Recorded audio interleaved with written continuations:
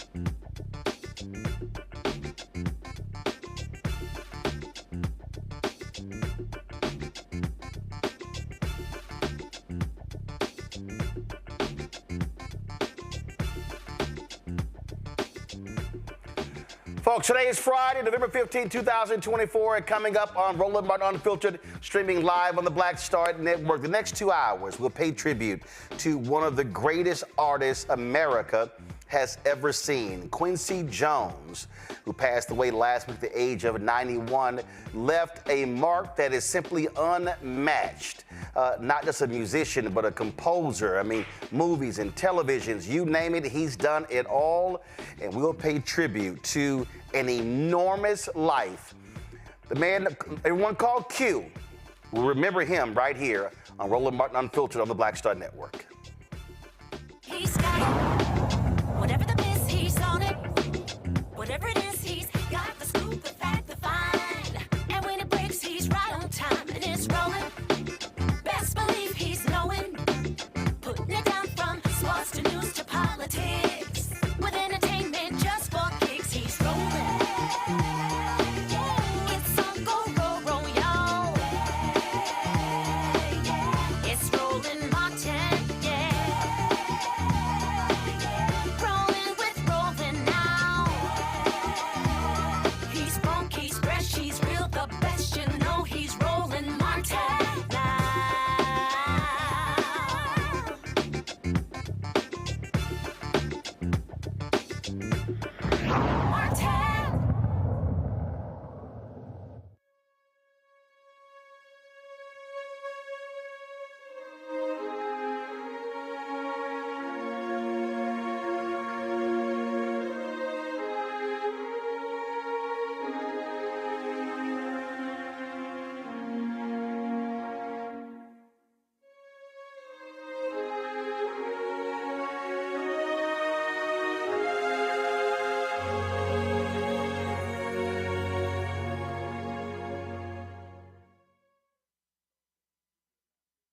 years ago, this photo here was taken at Oprah's Legends Ball in Santa Barbara, California. This, of course, was where I saw Quincy on the red carpet, and we took this photo.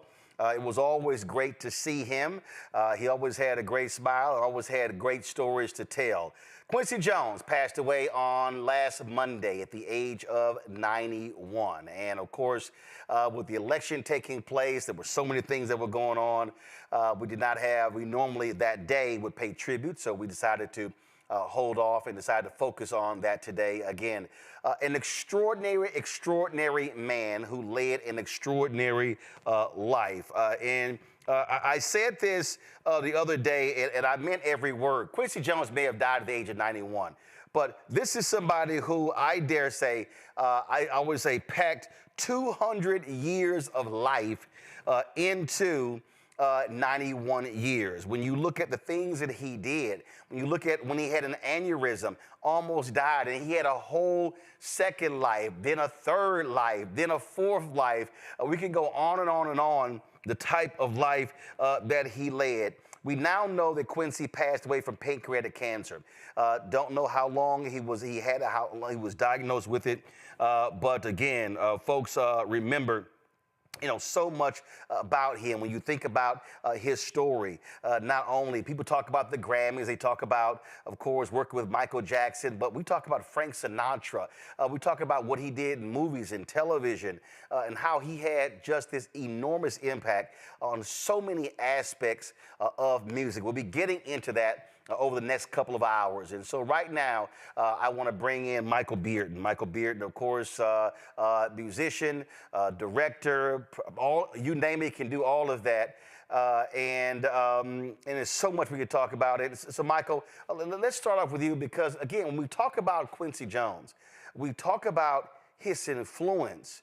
I don't know of anyone in the second half of the 20th century and then, of course, in the 21st century, whose impact can be close to Quincy. I would probably say, if you had two legendary figures, it would be Quincy Jones and Duke Ellington. Michael? Yes, sir.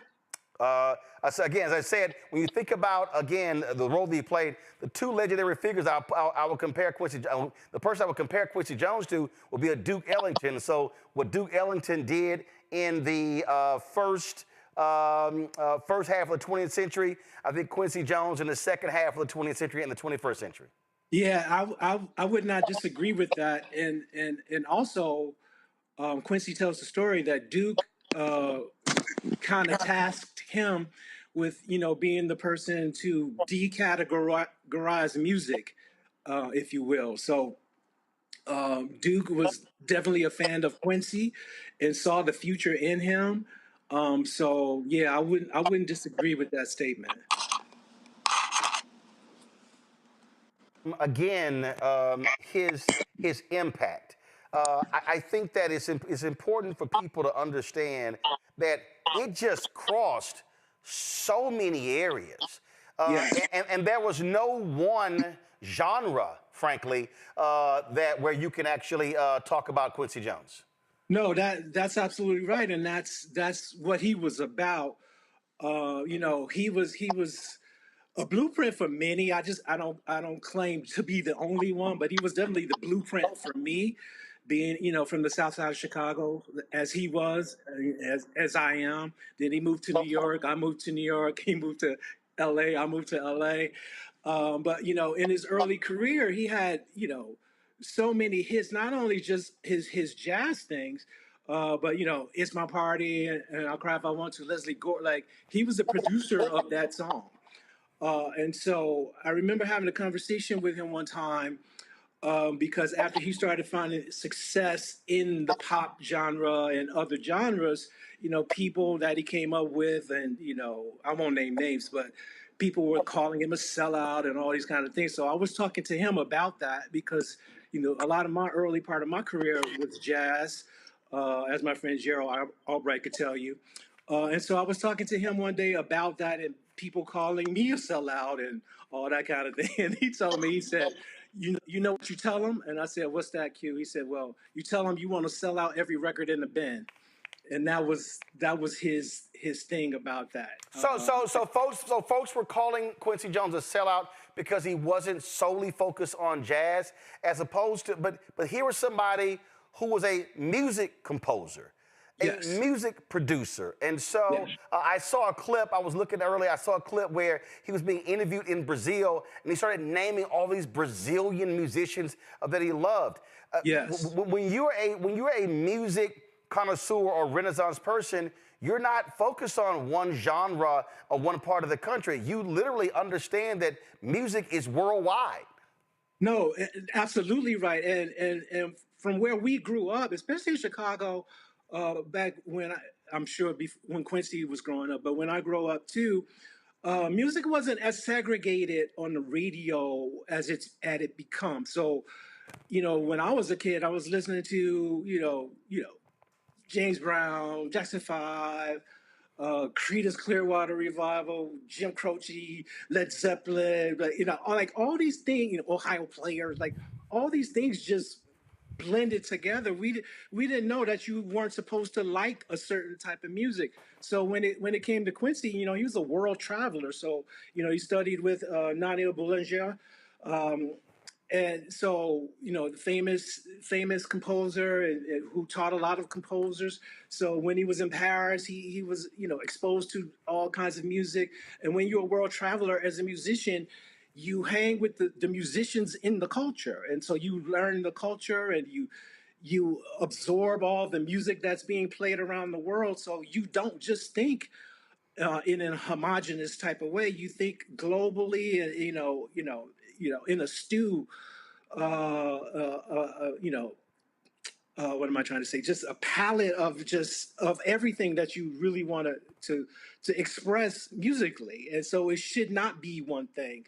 And so when anybody expressed that he was a sellout or anything like that, it just showed more about them than it did about Quincy. One of the things that we got to show a little bit later, when he did the History Makers interview, it was quite interesting, Michael. He talked about, frankly, his dad being a numbers runner, and they were run out of Chicago by the folks, and they were, let's just say, involved in some underhand activities in Seattle.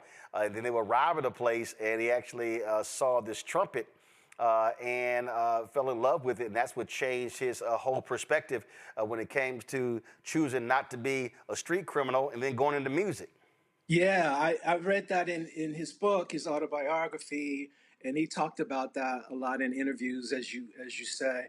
And back then, especially for Quincy, on the south side of Chicago, it was gangs. It was that way when I was growing up. So, a lot of times the kids just got involved in that activity, and he just felt that he didn't want to do that anymore. And so for him to just see the trumpet and just take to it was a blessing for all of us, for the world, because had he gone down the gang route, there would not be a Quincy Jones. What was it like to sit and talk to him about music? It had to feel as if you were having a conversation with Dr. King and the Pope about religion. Yeah, that's such a great question.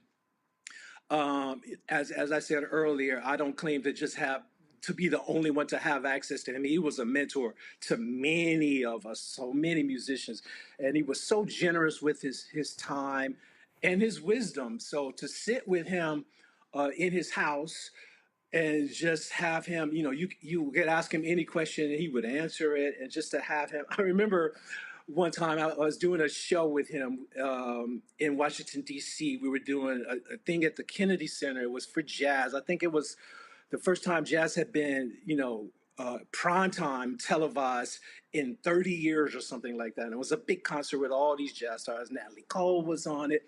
And the orchestra was a big, who's who of jazz in there. And I was fortunate enough to be in the orchestra. And we were riding in the van going to somewhere, I think, like the vice president's house or something like that. And I hear him and Percy Heath and all these, the older school cats talking. And Quincy was just like, yeah, you remember we went to this place down the street right here? Yeah, you, me, and Bird, we were going over there, and I'm just sitting next to him like, you talking about Charlie Parker, Bird? Like he was just a walking history book of everything. And he was saying it matter of factly because that was his life. That's who he grew up around. That's who he came up with, and yeah, you, me, and Miles went over. We ate at this place over here. Then we went to this club. Like it was. It was like probably sitting and talking. I didn't get the chance, but talking to Dr. King about things. I did have a friendship with Harry Belafonte, so it was like that. It was like talking to historians, people who lived this and could tell you verbatim what happened. Flat out, and I just think that again, because he wasn't in. Well, actually, I'll rephrase that. What's interesting is that Quincy Jones was in front of the camera and behind the microphone. He did both, and so he wasn't a singer. But when you think about artists and producers, Quincy was like in his whole separate category where he was as an even bigger star than, frankly, a lot of the folks he was producing. No, that's right, and I think it was just because his personality was so big and so giving and so generous. His light just shined all the way through that. Like he was just confident when he came in the room and not trying to be so. That's just how he was. And so people just were attracted to him in that manner. And he was just as famous, if not more famous, than the artists that he produced and worked with. Yes. A lot of things you can remember in those conversations. What's that one thing that stands out? Oh, wow. I remember, so there's so many, Roland. But I remember one time I did the ASCAP awards, and they were honoring Quincy, and I was the music director for the show, and I, put together his music and did this whole thing. And so afterwards, I sat with him, and Sidney Poitier was there sitting with him. And I sat with Q, and I asked him, how was it? And he said, it brought me to tears. And I said, and I'm so self-deprecating sometimes. I was like, it was that bad? He said, no, it was that beautiful. And we sat down, and we just talked for a while. And, Mr. Poitier left, and it was just me and Quincy, and everybody was coming around him.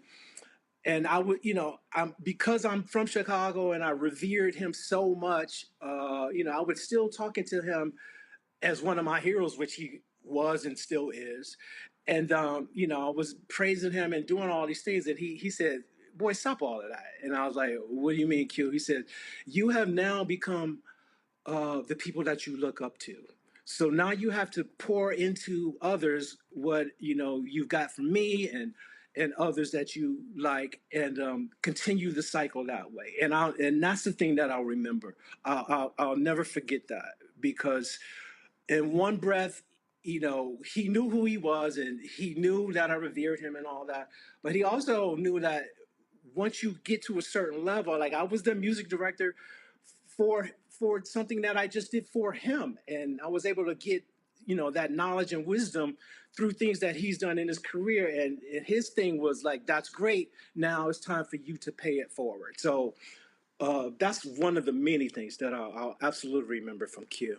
All right, Michael Beard, man, always appreciate you sharing your thoughts and reflections with us. We appreciate it. Thank you so much for having me, Roland. I love you, man. So I appreciate it, bro. Thanks a lot. Folks, going to go to a break. We come back. We're going to chat with saxophonist Gerald Albright to share his thoughts and reflections about the late, great Quincy Jones, right here on Roland Martin Unfiltered on the Black Star Network.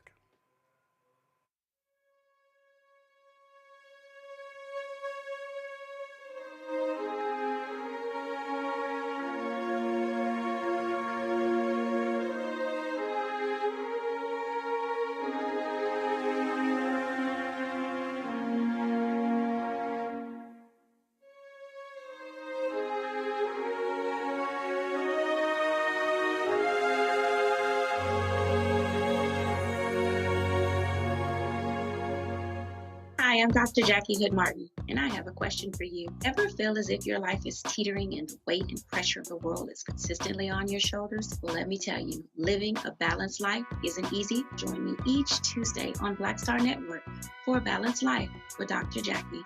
We'll laugh together, cry together, pull ourselves together, and cheer each other on. So join me for new shows each Tuesday on Black Star Network, A Balanced Life with Dr. Jackie.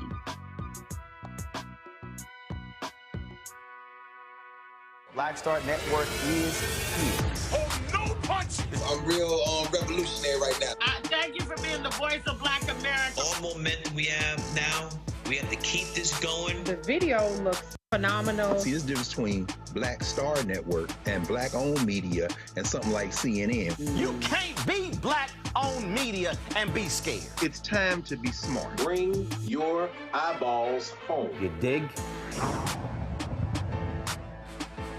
Now that Roland Martin is willing to give me the blueprint, hey, Cyrus, I need to go to Tyler Perry and get another blueprint because I need some green money. The only way I can do what I'm doing, I need to make some money. So you'll see me working with Roland. Matter of fact, it's the Roland Martin and Cheryl Underwood show. Well, should it be the Cheryl Underwood show and the Roland Martin show? Well, whatever show it's going to be, it's going to be good.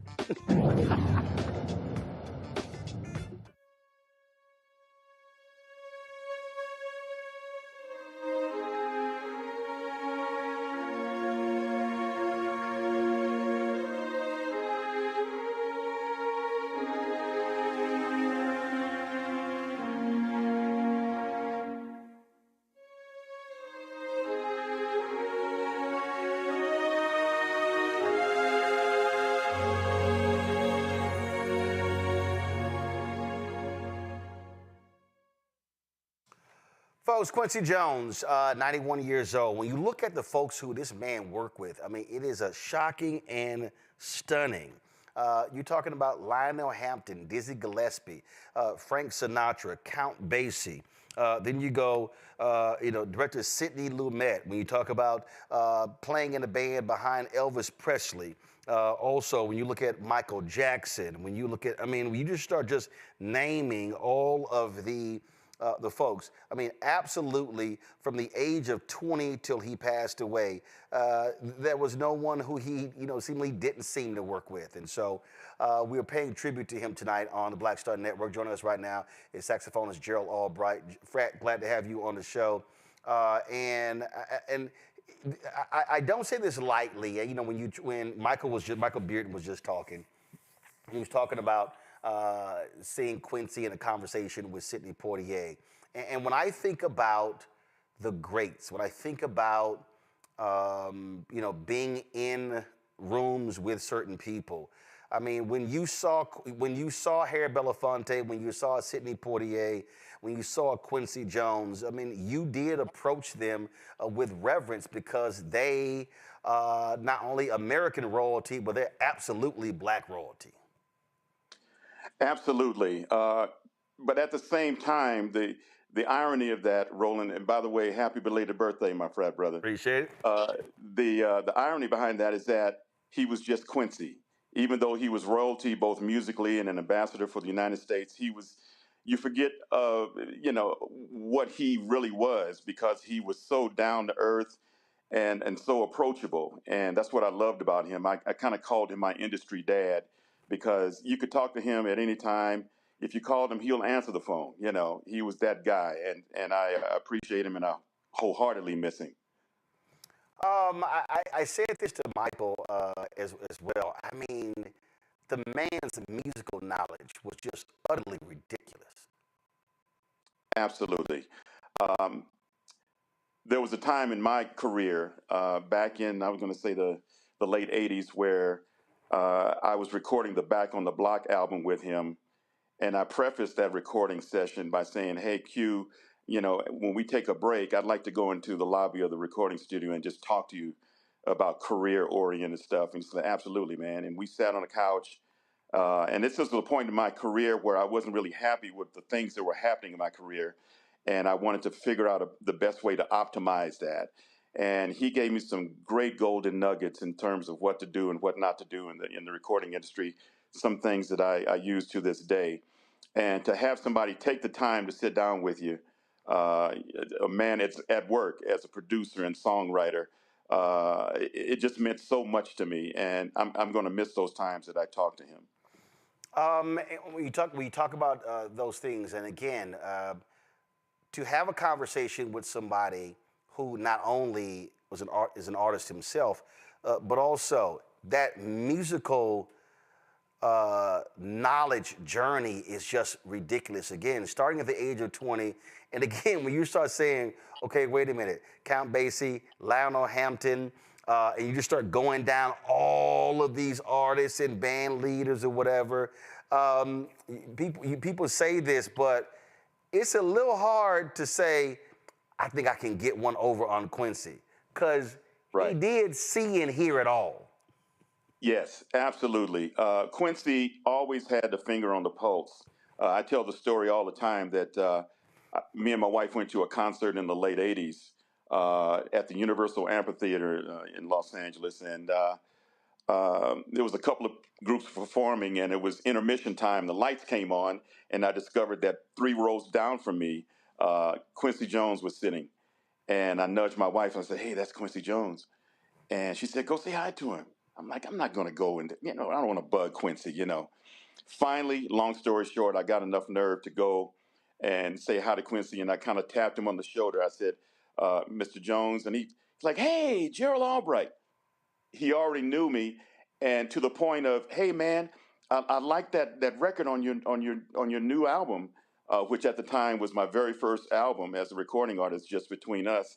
It was a song called King Boulevard that I dedicated to Martin Luther King Jr.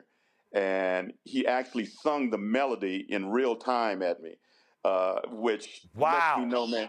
Yeah, that messed me up. I was cool for the whole night, man. I'm sure you're sitting there going, hold on, wait a minute, hold up. Here, I got a new album, and Quincy, not only has he heard it, but he's singing it back to me. But that shows you this dude listened to it all. He loved music. He truly did, and all styles of music. But as you said so eloquently, Roland, his history, starting from age 20, I mean, he's done every genre of music known to man, unimaginable. And he was quite the chameleon. He was great at all of it. And again, for him to sit there and actually sing the melody to one of my songs, man, that's the greatest compliment. I mean, it doesn't get better than that, Roland, Well, and I think that, and when I talk about, again, appreciation of the craft, what I often say to people is that really what sets apart greats from others, where they aren't just sort of just locked into their own little space.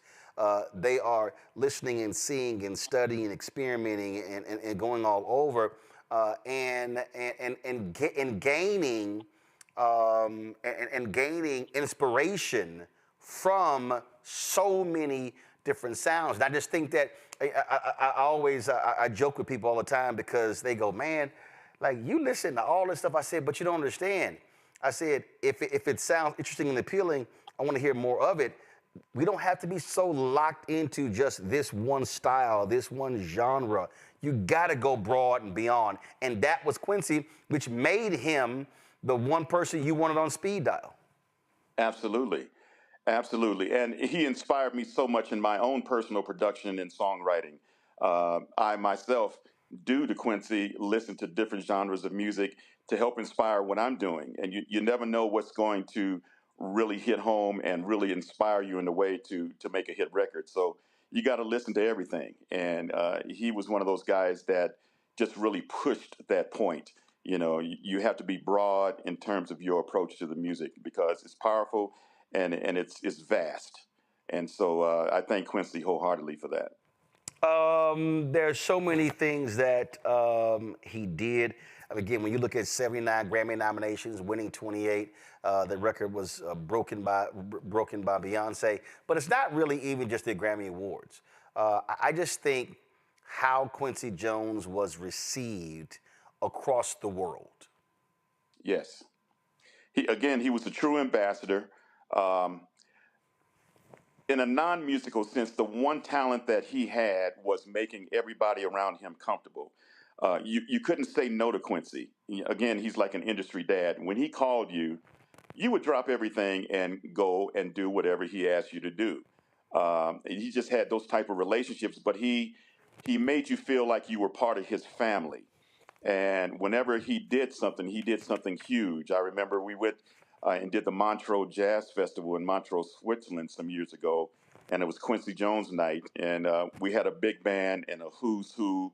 I can't give you the list of the who's who that was on that stage, but I was blessed to be there myself. And as I looked around, I'm like, wow, this guy is truly loved. And, as he was getting to the work of making that show what it needed to be, he was still like dad showing up. He just showing up at home, and, we're playing in his living room. It was that type of vibe. It was very comfortable. And I'm going to miss those moments with him, man. But I'm glad I have the moments that I have to remember, between he and I. Indeed, indeed. Gerald Albright, we certainly appreciate it, Fred. Keep up the great work.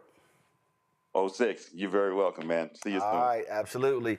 Folks, as I said, Quincy Jones sat down for an interview that was taped here in Washington, D.C., but by the history makers, and it was great to be there. I had an opportunity to witness this conversation, and in that conversation, there were a lot of things that were talked about. But one of the things he talked about was moving to Washington State, moving to Seattle.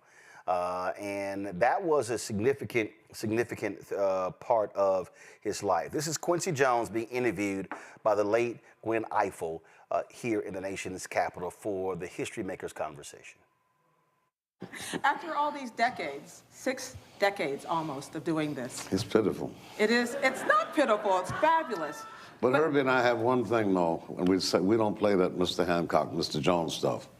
Can I call you Q? Yeah, thank you. Thank you. So tell me, Q, what drives you? Life and love. In which order? Well, love, naturally.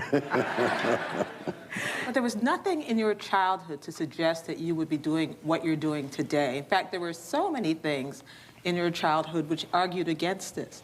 Absolutely. We wanted to be the great gangsters because that's what Chicago was best at. Chicago, they groomed the best gangsters, black, white, green, or blue, whatever. Oh, Giacomo Capone. And my father, ironically, was a master carpenter, and he worked for the Jones Boys. You talk about the OGs, these were the triple OGs.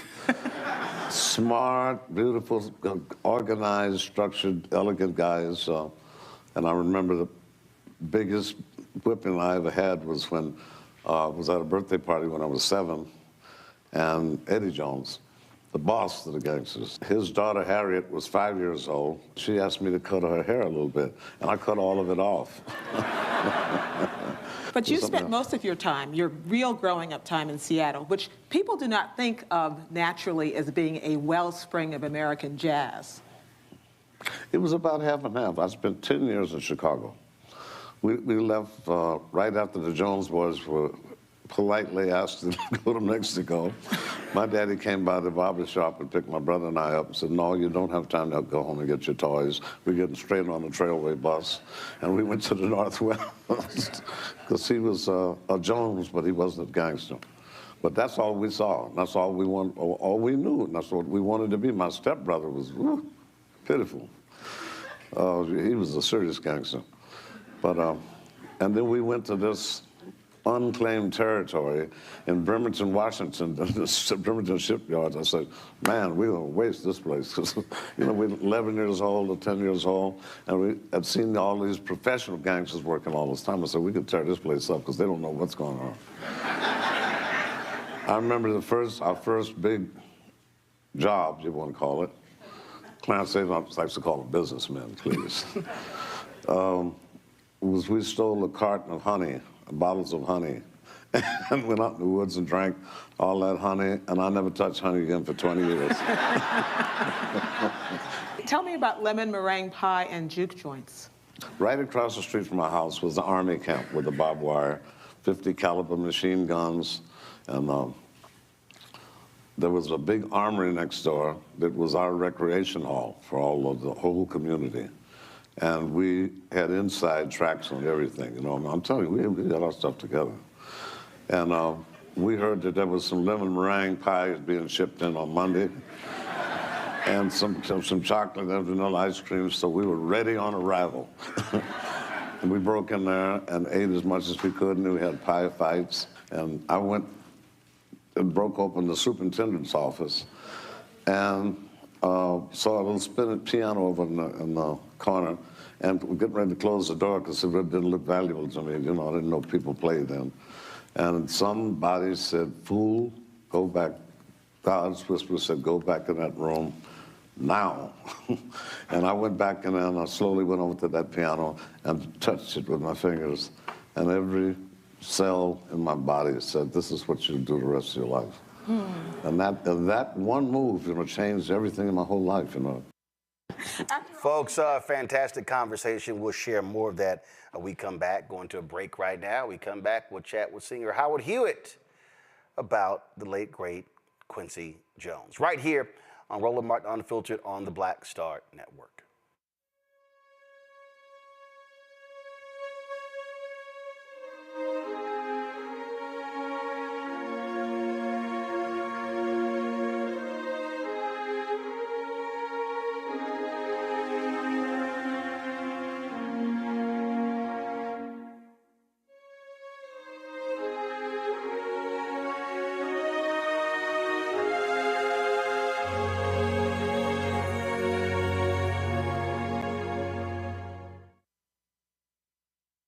When you talk about blackness and what happens in black culture, covering these things that matter to us, speaking to our issues and concerns. This is a genuine people-powered movement. There's a lot of stuff that we're not getting. You get it, and you spread the word. We wish to plead our own cause.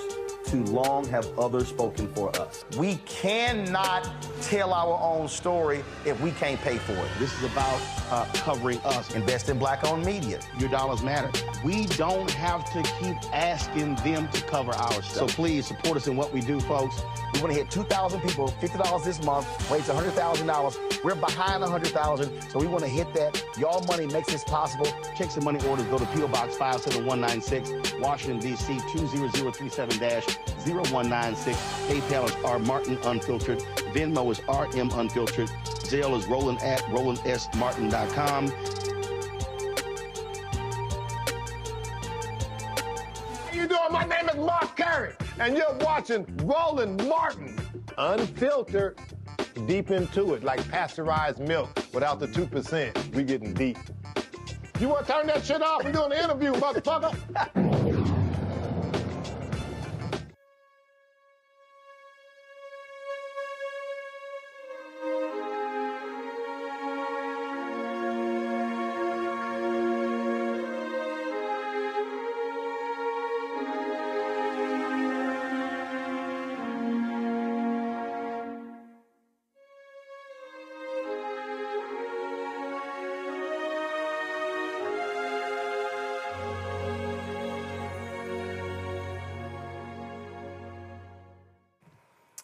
Folks, to understand Quincy Jones and how much he was involved with, I think about this interview that he did in 2007. He was asked a question, would he work with Michael Jackson again? He said, "Man, please, we already did that. I have talked to him about working with him again, but I've got too much to do. I've got 900 projects. I'm 74 years old." Quincy Jones was doing music, he was doing movies, he was doing television shows, he was doing all sorts of things. Folks, just think what I just told you. This was when he was 74 years old. He lives another 17 years.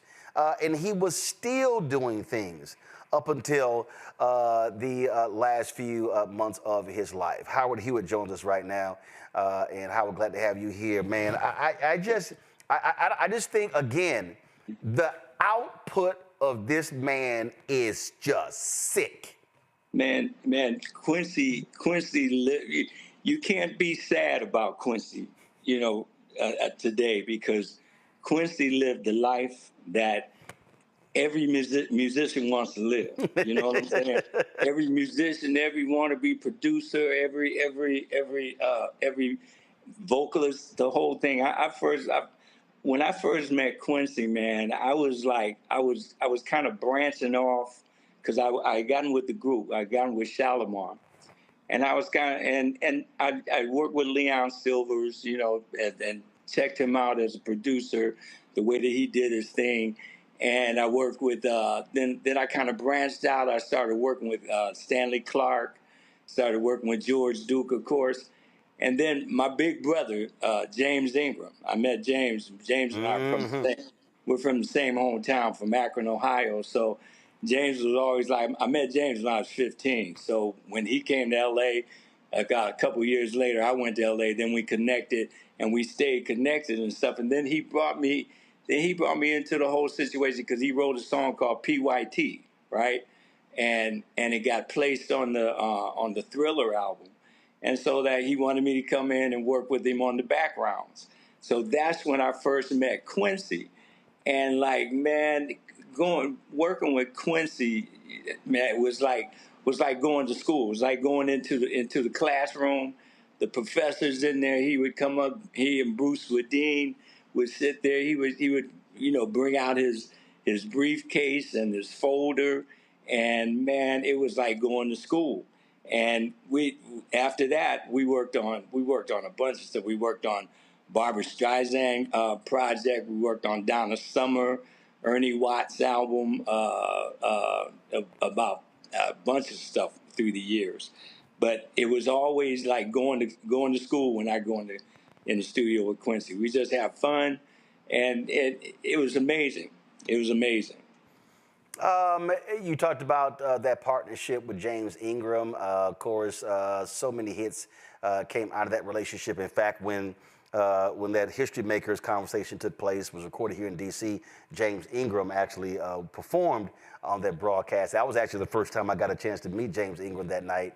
And you talk about that vast musical knowledge. I mean, it was essential. I would just say, if you were around Quincy Jones working on music, that was like going to college every single day.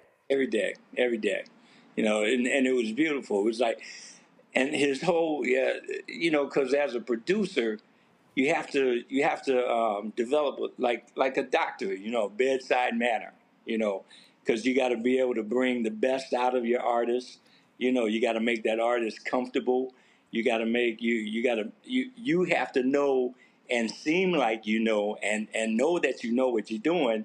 You know, as an artist, if I'm sitting there and with a producer and the producer doesn't really know what he's doing, that doesn't make me, you know, that comfortable as an artist. Then we're both in there, you know, looking around and figuring out which way we're gonna go. Now he let an artist be an artist, that's for sure. You know what I'm saying? It's not like he just controlled the whole situation, but you know, he did make it comfortable enough. He made it comfortable enough for you to put your best foot forward, but he also had everything. You knew that he had everything under control. Well, I love the story he tells of Michael Jackson telling him to take the violins off the beginning of the song. Quincy was like, hell no. Yeah, I know. He's like, you don't tell me what to do. Exactly. And as from that story, you realize that's one of the most identifiable parts of that song. And so, like, as a producer, he knows what he's doing. He knew what he was doing. And you had the confidence, you had full confidence in that when you went into the studio with him. Well, I think what also people need to learn, you have amazing artists, Michael Jackson or Prince, who are musical geniuses, but you can't also deny that there's a musical genius of the producer as well. You can't deny it. Say that again, I'm sorry. I said that the artists, we talk about a Michael Jackson or Prince and how they're musical geniuses, but you also can't deny the musical genius of a producer like a Quincy Jones. Oh, definitely. It's like I said, Quincy, when he would come in, he would have everything worked out, and he knew how to balance the whole situation between what he had worked out and leave room for spontaneity for the artist to put their identifiable situation on it as well. but spontaneity is very important in the studio as well, and he realized that. So, you know, and as a producer, you have to know, you have to have a good balance between the two, you know. Absolutely, absolutely. When you think about just so many of the different artists, does it also impress you that he was able just to move from not only decades, but genres, but also musical tastes and styles from 50s, 60s, 70s, 80s, 90s, 2000, 2020. I mean, he was like a chameleon of music. I mean, he brought over he went over all genres of music. You know what I'm saying? And like I worked on the back on the block project with him as well, and to see him go from, you know, the Patti Austin to Big Daddy Kane to, you know, jumping back into Ray Charles and Shaka, and I mean he jumped there. It was amazing watching him work on that project. Was really an amazing process that he went through. Share a little bit more about that, because most people don't understand how albums come together. It's not like everybody is operating in the same space in the same time. And so how much time did you spend with him? We spent on the back on the black album. It was like I went in and did. We worked on. I worked on about maybe 3 or 4 tracks on that album with him, and me and James, and a couple other people. Then he had some of the chorus type of situation where you had a bunch of people, you know, a bunch of artists that were like a choir type of situation, you know, and everything. When you think about a project, especially a project like that, to keep everything, it's a chore to keep everything in order. You know what I mean? Because he was going back and forth from one genre of music to the other, from one artist to the other. So, you know, it was like he had, as a producer, he had to keep everything in order. You know what I'm saying? So there wouldn't be total, complete, just chaos. You know, because in a production like that, it's easy to fall into a bunch of chaos, because, you know, everybody's going to have an opinion about that. Everybody's going to have an opinion about this. There's going to be, you know, this type of thing, that type. So as the producer, you're the one that has to be able to listen, but then keep everything on track as well, so that you stay on the schedule that you set for the completion of the album. You got to keep everything on track. So that was like, man, that in itself, and a big part of Quincy's team was Bruce Swedien, the engineer, and man, with Quincy's guidance and Bruce's ear, and Quincy's ear along with Bruce's ear, and keeping everything like pinpointed as far as the sound that you want, the type of vocals that you want in there, what you want to project as far as, you know, the mood of a song. And back and the Back on the Black album, there were so many different moods that were happening. So to keep all that stuff, man, intact, and keep it on track, and keep it, man, it was the times on the tracks that I worked on. I forget what tracks it was. Back on the Block, and I forget the name of it. So long ago. But man, to keep everything on track, man, that was a feat all in itself. Did you ever, watching the process, wonder how he gonna pull all this together? You know, it's like, but you might say that, but then you look up there and you see, oh, this is Quincy Jones. You know what I'm saying? It's like then all speculation, all questions, and everything go out the window, because you know he's going to pull off. Before we did that project, like I said, we had worked on a bunch of other stuff before that, and by that time, I had really gotten to know his style, and that's what my whole thing was at the time. Like I said, I started working with when I first came into the business, into the recording business. Anyway, I was working with Leon Silvers. So Leon and Quincy, even though Leon is prolific in his own and amazing in his own right, they were two completely different ways of producing. Sometimes I would look at Leon and say, and something that we were working on, and how are you gonna pull this off? Is he gonna pull this off? But with Quincy, you ask that you might have a shot in your head with that thought, but then that goes out the window, immediately when you look up there and you see this is Quincy Jones. So you know what the deal is. You know it's going to be cold-blooded. Indeed. Howard, always glad to see you and chat with you.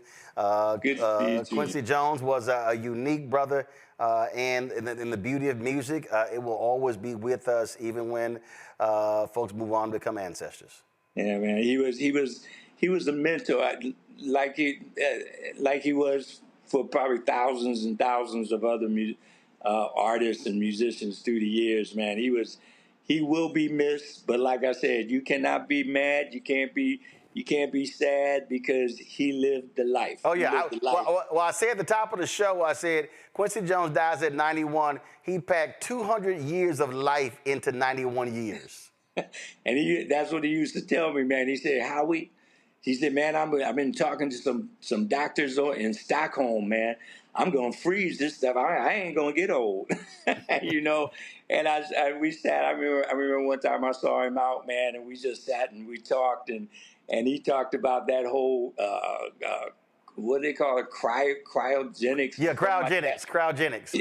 Yeah, and all that kind of stuff. I said, Q, man, come on, man. He said, no, baby boy, I'm good. I'm living forever. You know what I'm saying? He was an amazing, amazing cat, and we will miss him, but we ain't crying for him right now. Oh no. I send a lot of love out to the family.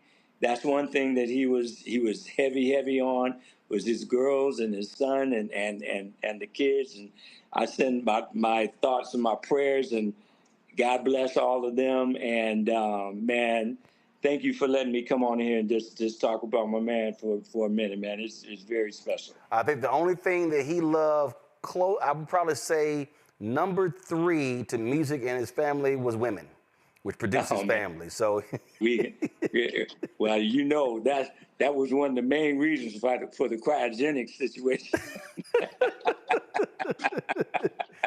and again, Roland, I ain't mad at him, boy, because he had some fine women on his arm.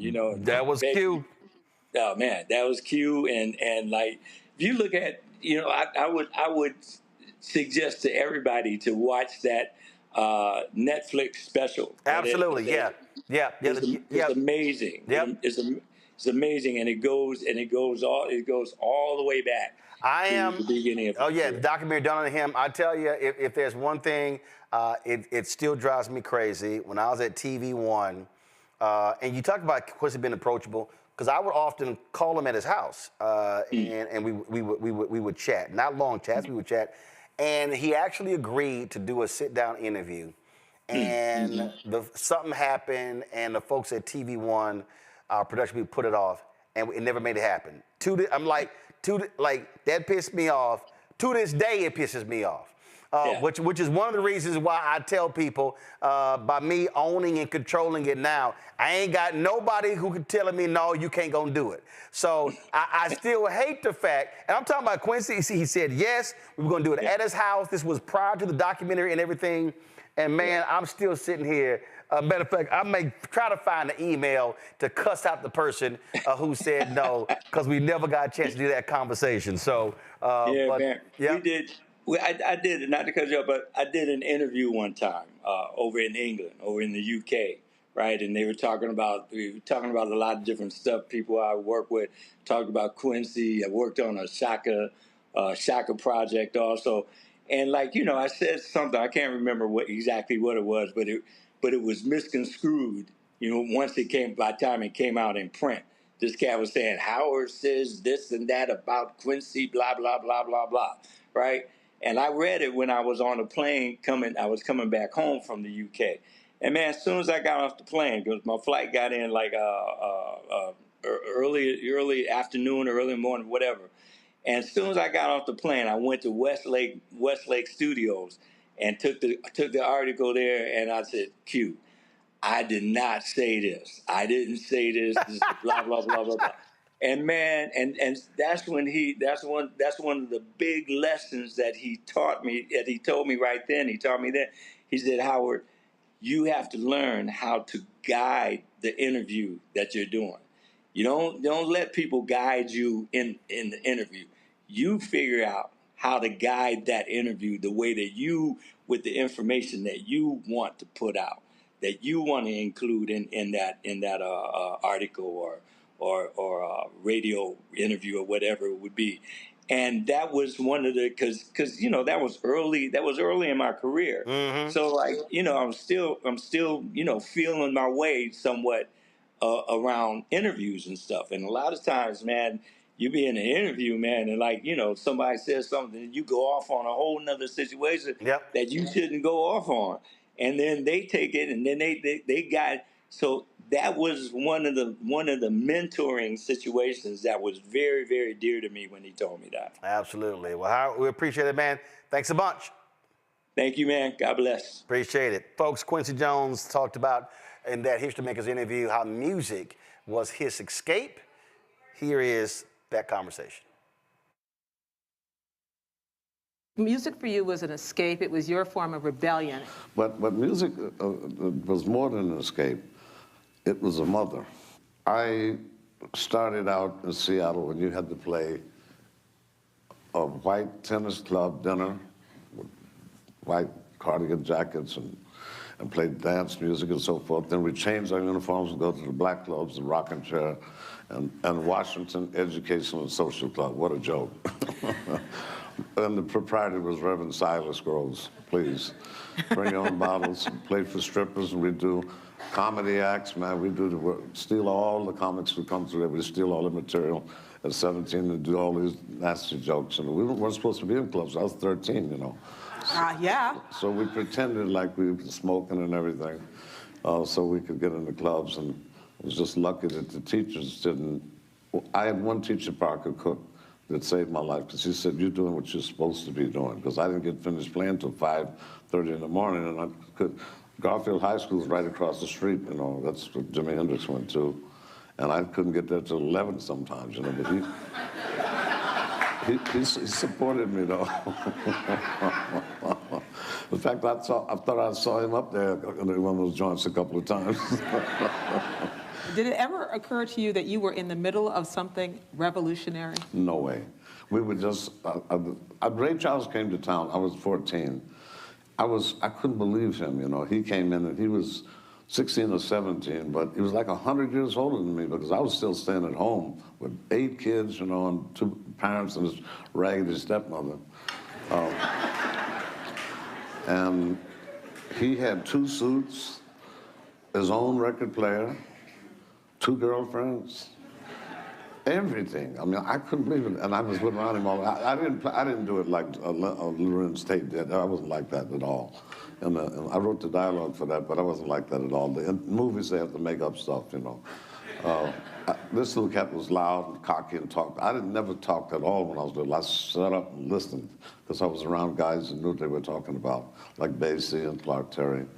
And there's one thing that Ray and I used to say every day to keep from being affected by the climate in this country at that time, and that not one drop of my self-worth depends on your acceptance of me.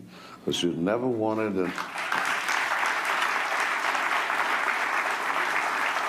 You never wanted an external force to decide what your identity was about. And we were really, really, really, really cognizant of that. And we stuck to it because Ray was strong, boy. He says, I'm going to have 3 of my own planes in 20 years.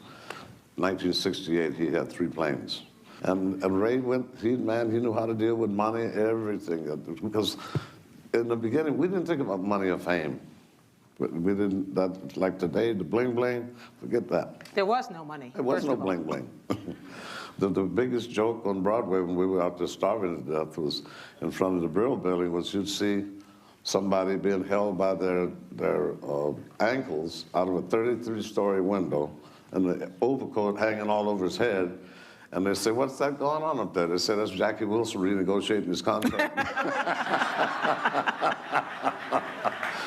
All of the booking agencies, the nightclubs, record company, everything were all owned by the gangsters. Everything, the Copacabana, the Chez Paris, Horseface, Liquor Bowl, and Fish and stuff. And boy, between them, Chicago and Sinatra, I met all of them. Tell us the story of the first time you met Charlie Parker. Oh, I almost had a heart attack. And even worse, so it was Bird was never aware that anybody was around because he was, unfortunately, what happened, he came from Jay McShann's band, Dizzy came from Cab Calloway's band, and they had this new idea, but they did not want to be entertainers anymore. They didn't want to have to roll their eyes or dance or entertain and dance for anybody anymore. Louis had to do it, and I'll defend Louis to death. Louis did what he had to do. If it wasn't for Louis, we wouldn't be here. Everybody did what they did, and it's a sociological music. That's what I try to tell my little brothers all the time, man. You can't say to throw jazz and blues away just for hip-hop, because it's all part of millions of people's sociological experience, a terrible one. And for the 50s and 60s, black artists got wasted. I'm telling you, you cannot believe what I'd record with Laverne Baker. They'd send an arrangement over to the other side of town. George Gibbs would copy it. Fats Domino would do his tune. Pat Boone would take it on the other side, and it was split. The markets were split in the black and white markets, you know. So now, man, please, what Jay-Z make, man? All right, folks, got to go to a break. We come back, we'll chat with the great Patti Austin right here as we continue to pay tribute to Quincy Jones on Roland Martin Unfiltered on the Black Star Network.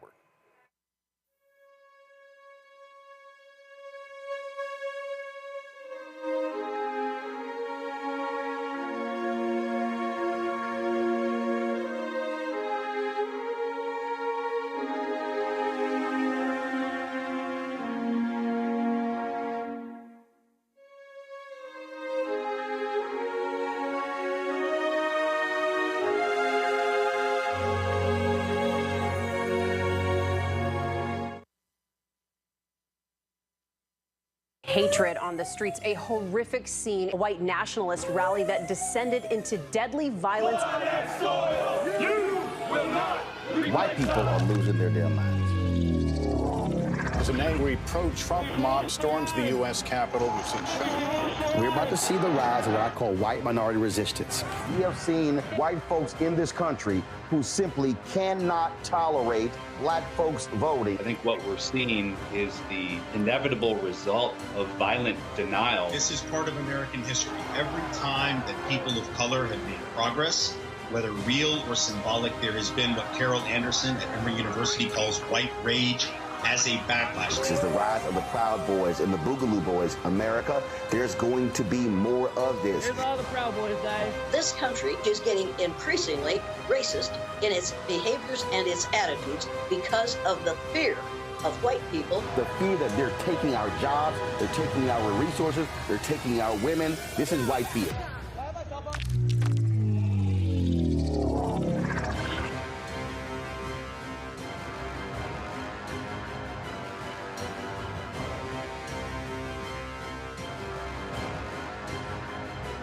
Pull up a chair, take your seat.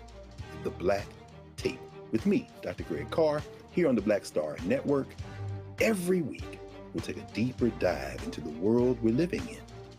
Join the conversation only on the Black Star Network. This is Tamala Mann. And this is David Mann. And you're watching Roland Martin Unfiltered.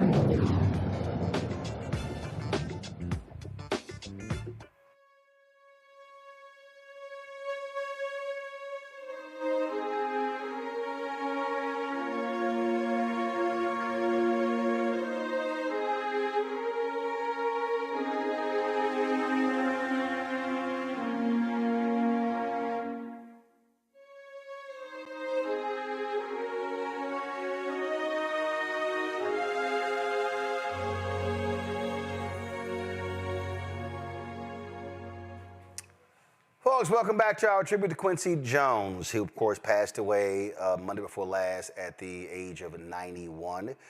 He was diagnosed with pancreatic cancer that later came out. He's since been buried. The family had a private funeral service for Quincy Jones. And, of course, with his passing happening the day before the election, there was so much focus on that. And so we wanted to definitely pay our tribute to him. Of course, we talked about James Ingram being one of the folks who worked a lot with Quincy Jones. Well, when you say James Ingram, you can't help but say Patti Austin, and she joins us right now. Patti, how you doing?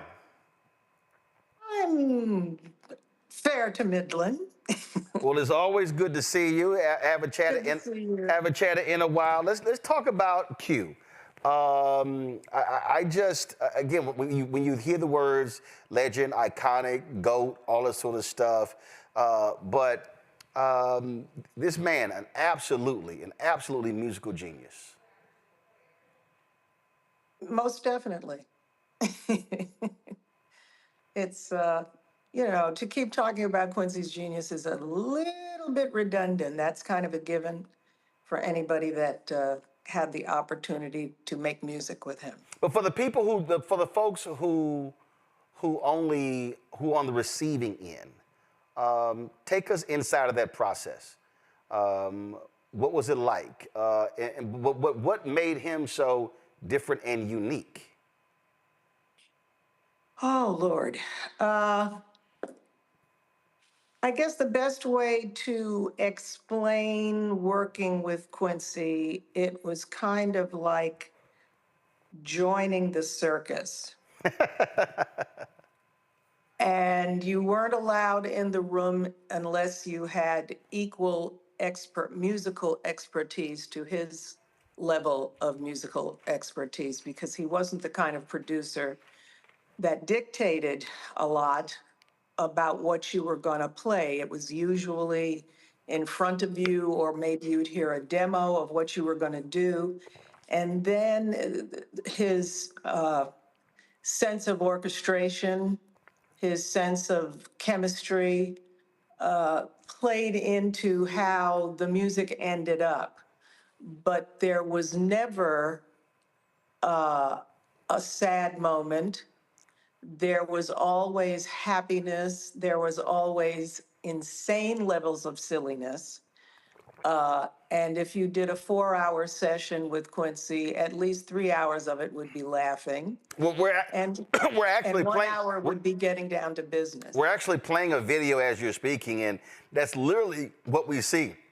We see the two of y'all cracking up, laughing. The two of y'all cracking up, laughing. But was that part of the secret, in that his desire was to make you as comfortable as possible in order to get the best out of you? I don't know that it was about comfort as much as for anybody, as much as it was just his sense of silliness, I mean, I met Quincy when I was 4 years old. And by the time he passed, I was probably with him longer than even his children. His oldest daughter is about 3 years younger. So you met at 4 years old. When was how did y'all meet? 1954. Wow. And he had a 2-year-old in a high chair in a basement apartment, married to a white woman in 1954 in New York City.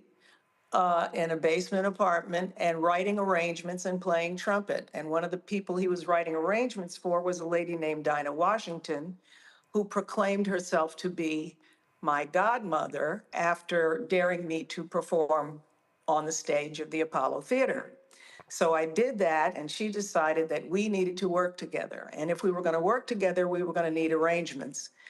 And the way that we were going to get those arrangements was to go and meet with this guy, this trumpet player / arranger guy that she was working with and making recordings with. So we went to his apartment. I went into his music room and sang for him. And he looked at Dinah and said, she's a midget, right? And Dinah said, no, this is my goddaughter. And he said, well, if she's your goddaughter, then she's my goddaughter too. And that's how I met Quincy. And so we've literally come up together. And the older that he got and the older that I got, when he hit his 90s and I hit my 70s, I'm 74 now, he kept saying to me, "You're catching up with me, don't get cute over there because you're catching up with me." So he was always hilarious. When I was a little girl, I just found him to be just fun, just so fun to be around. He always had this incredible, youthful, wonderful spirit, but he spent his life in the company of people like Dizzy Gillespie, who was just so silly. I can't even explain to you how silly Dizzy was. And Ray Charles and all these people, all of these musicians from that genre, from that jazz, which is where Quincy was at that particular time in his life musically. That's where he was working, let's put it that way. His musical taste was always tremendously eclectic, all over the place. He listened to everything, which was why when he became the president of Mercury Records, he knew what to do because he listened to everything. So when Bob Dylan came across his desk, he knew what to do with him. When the cast album of West Side Story came across his desk, he knew what to do with it because he had technical training, but he also had a lot of soul and a lot of funk going on around him with amazing people who pretty much invented whatever it is that we're doing now, or whatever it is we think we're doing now, is really kind of an invention of the musicians that came up at that time. And Quincy was sitting right in the middle of that pod of silliness, wonderfulness, progressiveness, an ability to improvise, an ability to sit in a room full of strangers and make magnificent music. So that was his petri dish. So by the time we got to him, he was fully formed. Right. And knew how to make musicians make the best music they could make. A lot of times when we were working on stuff with Michael, or when we were working on the Dude album, he would just, play the track that we were going to develop, and then he'd leave the room. And he'd come back like an hour later and go, "Okay, put some grease on this and take that down a little bit. And maybe Patti sing that again, because it was really horrible. So do that again, And whatever he had to say to you, there wasn't a lot of, now maybe you can try to, no. Limited dialogue, because you wouldn't be there unless you were, can I say this, wherever the hell we're broadcasting to? Oh, yeah. He was a badass. Yeah, first of all, that's why the show's called Roland Martin Unfiltered. Trust me, I ain't got no problem cussing. What else, Roland? That's the only way I roll. That's the only way I roll. I know that. But one of the things that I think is also interesting is that, listen, for all your greatness, there can be hits and misses. I was reading a book on Aretha Franklin, and he produced an album for her that didn't do well. And some of that, they were like, he was so, and when I was in what they laid out was that he was so busy and he was doing so many things. And and when you read these stories and you watch these interviews, I mean, you sit here and go, my God, how in the world did he keep up with all of that? Because he was doing everything. Yeah, at one point he did absolutely everything. But again, he knew how to delegate everything so that he didn't have to do everything. Right. And to me, that was his talent, because he was the cosmic band leader. Exactly. That's what I'm saying. The roots are so, how that sausage got made is so important. And what was happening historically when his sausage got made, the countries that he was in where he learned his technique, in Paris, not in the States, in Paris. He comes back, he works with Ray Charles, Andy Williams, Dave Grusin, Henry Mancini. He starts doing movie scores. He starts doing TV themes. He's doing everything, but all of it within the realm of music, and all of it coming from that amazing space when Black musicians were creating a culture, not just as they've done with hip hop. We do this, this is what we do. Mm-hmm. And he came up at a time when this was the time of creation that everything else has sprung from. And so he got to sit in that. He got to marinate in that. and was able to shift any way the music business went because he'd seen it all, he'd played it all, he knew what it all was supposed to be, and what it, even more important, not what it was supposed to be, but what it could continue to become. Because music constantly evolves, as it should. You know, it's our gift from the maker, and he understood that. So it was just about making a joyful noise with him. And also, he loved to challenge you if he thought you were a badass too. Then you're going to be challenged. I'm going to assign you some weird stuff that no one else would even. I remember he called me up one day, was working on the score for Roots, and he wanted me to cop a sound that exists with an African tribe. It's a yodel in their alphabet. It's like A, B, C, D, and I had to sit for hours listening to recordings of that. So I could sing like about 8 bars of whatever that became underscoring. I don't even know if they finally used it in Roots. But you know, this is the kind of stuff that he would do. And it was great though, because it made you grow. You know, you didn't just sit in his garden and look cute when the sun hit you. You got to grow. You know, you better grow or else you're not there anymore. So that was the formula. I always called him the Pearl Mesta of producers. Pearl Mesta was a lady, for anybody that's not 100 years old, like me. She was a lady that gave so-called society parties in New York City when that was the thing to do. And she used to invite the garbage collector and, you know, like the highest hoity-toityest woman in America at that time, put them in a room together and let them jam. And they always did. Somehow, she always had the right chemistry of people in the studio, which was another thing that Quincy was very aware of. Who's going to work best in this environment, in this situation? He might know somebody that's going to play their booty off, but they're going to be an equal pain in the ass. They're not going to be on the session. And this was something I learned from watching him work when I became a contractor for singers. I would always keep those kinds of things in mind because I saw how he would put bands together. He learned a lot from putting his first band together. He got stranded in Europe. They had no money. He learned everything the hard way, everything. And was very good at remembering what he'd learned and not trying to do it more than twice, maybe twice, but third time wasn't going to happen. So when he gets in the studio, he's not even thinking about any of that anymore. He's already put bands together, had them break up, had them go broke, had them love him for 1 week. And then when he decided to leave that world and score movies, the guys left behind were just like, what are you doing? We're the last, we are literally the last band standing playing this genre of music. And he said, well, you're gonna be standing without me. Because I'm going to California, and the rest is history. So you said you met him in 54. 20 years later, he has an aneurysm. And 2 brain operations. Yeah, 2 aneurysms, actually. They went in, got the first one out, but it would be too traumatic to the body to remove them both at the same time. So they had to close him up. He had to heal. They had to cross their fingers that the second one would not burst.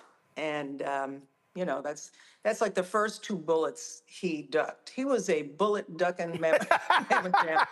Right. I mean, first of all, I'm reading his account where they thought he wasn't going to make it, so they planned a memorial service, and he attends the memorial service.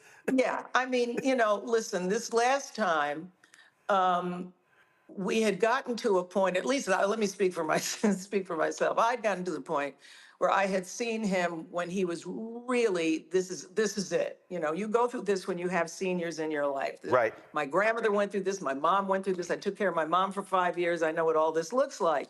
So it's like, okay, this is it. He's just gotten out of the hospital. He's frail. I don't know if he's going to make it. I go to see him. I'm very worried about him, but not sure what happened, folks. We're going to get Patti Austin. Hold on, Patti. Patti, you there? Yeah. Okay. Yeah. Can Sorry, you hear me? the phone blacked out there. Yeah, So you said I'm sorry. what we heard of was he was frail. Yes, when not this time when I saw, well, actually, that's another story, but I'll get into that in a second. Go But ahead. I went to see him when he was very, very frail. And I was warned, he's very, very frail. I said, look, I know what frail looks like. I'm, I'm damn near frail myself, okay? So a mirror can tell me what frail looks like. So I went to see him, and we had this thing between us. When Quincy was working with Leslie Gore, he invited me and my parents to see the recording session. And she went on a break, and he said, I'm going to let you go in the booth and sing so you can see how you sound, so you can hear how you sound on tape. And he said, sing. And I said, well, what, I'm like maybe 11, 12 years old. What should I sing? He said, whatever you feel like singing. So of course I'm like 11, I'm 12 years old. So I sing my favorite song, which is Great Green Gobs of Greasy Grimy Gopher Guts, Mutilated Monkey Meat, Little Dirty Birdie's Feet, 1-quart jar of all-purpose porpoise pus floating in my pink lemonade, and me without a spoon. So Quincy used to sing that to me whenever he'd see me. We wouldn't see each other for, I don't know, 3 or 4 months or maybe even a year. He'd sing that to me. So I go to see him when he is bent over in frailness. And the nurse is saying, this is your goddaughter. She's here to see you. He barely lifts his head. He looks at me and he sings the entire song. Okay. Wow.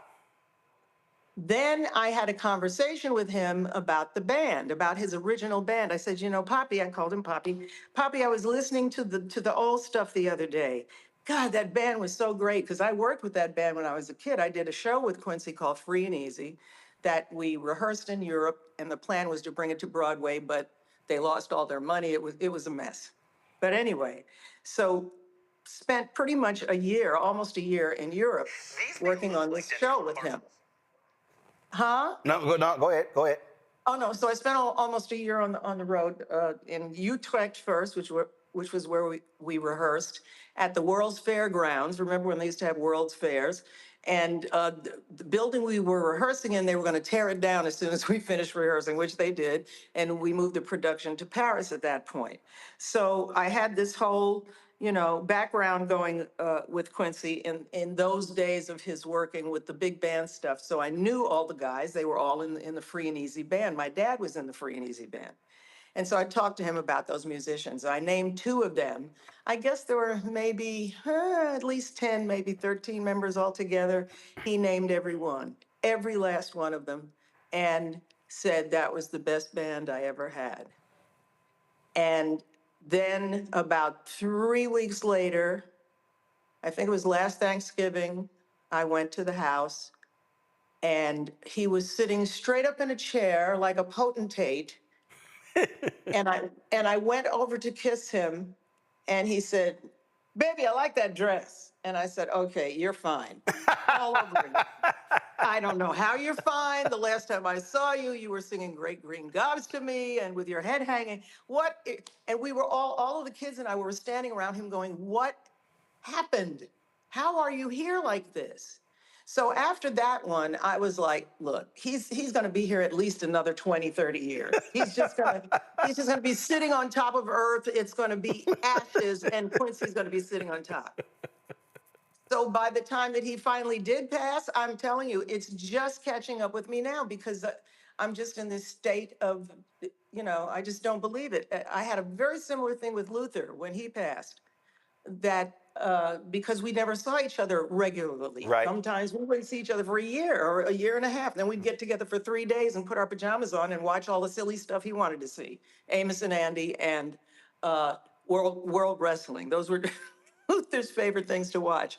And I'd watch it with him, and we'd go out to dinner and we'd talk, and we'd go to a movie and we'd talk some more, and then we wouldn't see each other forever. So I always, to this day, wait to hear from him again. And I know I'm going to go through this with Quincy even worse, because I saw the first time I laid eyes on him, I was a child. When you have that kind of a relationship with somebody, it changes all the dynamics of what you see. And we did business together, and we did father-daughter stuff together. And when my dad, my biological and beautiful, wonderful papa died, Quincy was there. He just said, I'm the understudy, I'm filling in, and he did. He helped me get through that. When my mom passed away, same thing, because our families were close, very early on when I was a child. So the relationship was very unique. And I got to see him, you know, almost die at least 20 different times. I know it's ridiculous. It's gallows humor to laugh at this, but we all got together. Well, but he would laugh at it. I mean, he would. He would make light of it. No, he would crack the joke first. Come on, and then it would build. You know, it would build incrementally from there with everybody in the room. But you know, it was just the vibe that was around him, and it just didn't matter how horrible it would get, and it got horrible sometimes. He just always had this reserve to pick himself up and dust himself off and start all over again and do whatever he had to do, you know. Well, if there's a lesson for a lot of people who are watching or listening to this, or a lesson they can take away from Quincy Jones' life, is that, and again, the reason I mentioned the aneurysm is that if you look at the output of his life after. How about that? It's just, I think people just need to I think what happens a lot is that people go through things and they also believe that, well, I've reached a certain age and then, you know what, there's nothing more. But the reality is, all of these things that happened after he was 40, after, I mean, these things happen. And so what it means is, as long as there's still breath in your body, you can keep moving, you can keep aspiring, you can keep going, you don't know when God's gonna call you home. So you use every single ounce of talent that you've been given, and then you say, I'm gonna go grab some more. So when God comes you home, and you're like, listen, you gave me these talents, man, I'm bringing back 30 extra ones. Oh yeah, yeah. You know, it's funny you should say that, Roland, because I've started teaching master classes with a little bit of regularity. And I love doing it because I learned from the absolute best. I learned from the innovators. People like to call me an innovator, and I just go, no, I'm an imitator. You know, there's a whole bunch of ladies that came before me, and men, and musicians of every ilk that made what I'm doing possible. You know, I've ended up being more in the world of jazz than in the pop world. Because it matures better. I think after a while, if you're doing, you know, certain kinds of music at a certain age, if you notice, most pop artists, when they get a certain age, they start recording the Great American Songbook. There's a reason for it, you know, it's sophisticated, it reaches a different audience. You're trying to say different things in your life at that particular point. But I always tell my students to keep something in your back pocket, you know, which is what I learned. I learned so much stuff from Quincy about what you do when you perform. I'm jumping all over the place, but as I'm thinking of stuff, we went to the Newport Jazz Festival with Quincy and the band. Again, we being my family, mom and dad and I, Quincy, the band, and it was Newport Jazz Festival, and Ray Charles was performing at the Jazz Festival that day. And as a matter of fact, there's a scene in the Ray Charles movie where he is talking to Quincy in the Yep, I remember it. Yep. Okay, so we were there. We were at that. And Judy Garland was on the bill. And Quincy said to me before he got out of the bus and went to the tent, he said, and came over to me and put his fingers in my face and said, I want you to see Judy Garland. Now, I was already performing. I was doing TV, I was doing theater, I was doing everything. And he said, I want you to see. I said, I don't know, you know, I'm listening to like Led Zeppelin and and I'm listening to Motown and I'm listening to everything but what he's talking about. I said, and Judy Garland, she was pretty much a hot mess at that time. Her personal life was just a mess. And her chops were bad. And I'm like, he said, I want you to see her. And I said, okay, I'll see her. Well, I saw her and her chops were bad. And it was maybe one of the most magnificent performances I'd ever seen anybody do. Because she was a brilliant actress. And she knew how to sell whatever it was she was selling in a song, with or without a voice. she made you believe whatever she was singing about. When she did Over the Rainbow, which of course was obligatory, it's like the biggest hit she ever had in her life. So she comes out to do, I think she ended the show with Over the Rainbow, or I think it was the end of the first half of the show. And people, you could see people lifting their butts off their seats when she'd go for the somewhere. It was like, is she going to make that where? And it would not quite somewhere. She's sliding up to it, and everybody's like, come on, Judy. Come on, baby. It was like watching a horse race with a horse that wasn't quite going to make it, but they'd make it eventually. But it just didn't matter. And I'd never seen anybody perform like that before, because that really didn't have anything to do with the tradition of jazz or the way jazz female vocalists performed. They were very non-dramatic, very stoic. Lena Horne just posed and looked magnificent and sang her butt off, and that was enough. I had never seen anybody be theatrical when they sang. Or sell a song from that point of view. Quincy knew me well enough, knew that I was a drama queen, and that if I saw that, I would reinterpret that for myself. So I'm always telling my students, find those things, because if you want to have longevity, and as you said, this is in life in general, but more so, if you're a stevedore or a dancer or any of those things that, or an athlete, 45, you're not going to be doing that anymore. So you have to have other things that interest you that you're fabulous at. But you can hang in there a very long time as a comedian, doing what you do. You gremlin, you're going to be there for 100 years doing what you're doing. Singing, you can hang in there a good long time if you take care of yourself. And so I think it's always great to have something that you don't expose right away about your talents. Don't show all of your talents. Again, this was from hanging out with Quincy and these old folks in the business who knew every trick in the book. Don't go out there and if you can hit the highest note in the world, don't hit the highest note in the world in the first act. Close the second act with that highest note. Save these things as you go along. And if you plan on doing this a long time, really save up some stuff. It's like, oh yeah, well, wait a minute, I can whistle too. Whatever that may be. Whatever that may be, you hold on to that, you keep that, and you save that as a gift to yourself to keep you going and to keep your audience interested. Well, I remember the bottom line. It was one year at Essence, and Janet Jackson performed the night before, and Gladys Knight was the next night. I think in Janet's show, she may have changed like 6-8 times, and so the next night, Gladys comes out, and it's a stool, it's a towel on the stool, a bottle of water, and it's the microphone stand, and Gladys says, "All right, I'm gonna sing my hits from the 50s, then I'm gonna sing my hits from the 60s, then I'm gonna sing my hits from the 70s." Then I'm gonna sing my hits from the 80s and 90s. All right, that's enough, Gladys. So I go backstage. I go backstage after the show, and I go speak to her. I tell her, I said, Janet changed like 6-8 times. She said, listen. She's like, She said, I'm walking that one damn dress. I ain't got time to do all that changing. She said, we're just gonna stay in there and sing. So it was just hilarious as you were talking. I just immediately thought about that.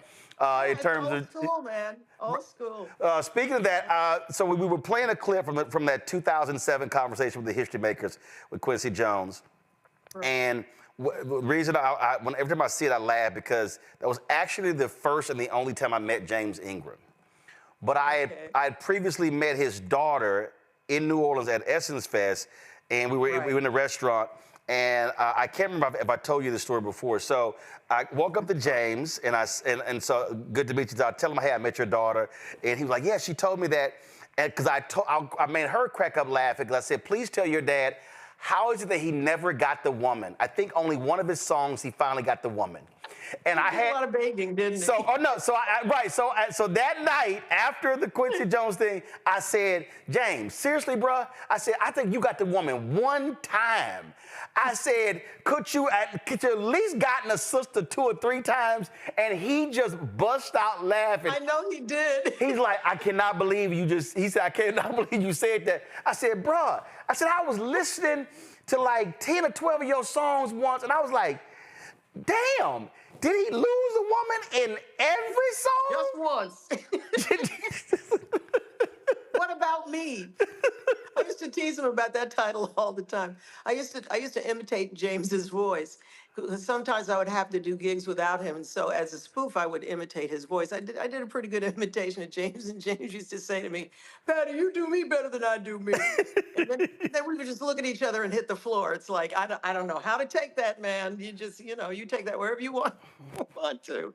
But no, James was also again silly, another silly, wonderful, crazy person. You just, I think Quincy had some kind of magic dust that he brought with him out of the womb, and he kind of hid it maybe in his armpit and saved it up for the future, because it's really difficult.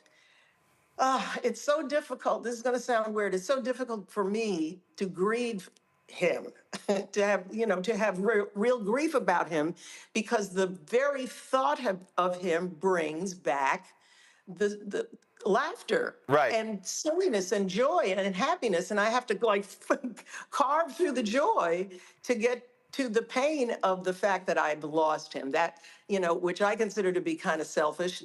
I know he's in a better place. As a matter of fact, we were all talking about the folks that he's with now. I mean, there's a show going on up there. There's a jam session. Baby.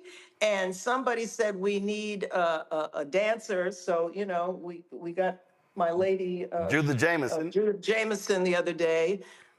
So now they got somebody dancing, doing 6 o'clock kicks and being fabulous. And Quincy's up there with Quincy Ray. said I needed a drummer, so Roy Barnes.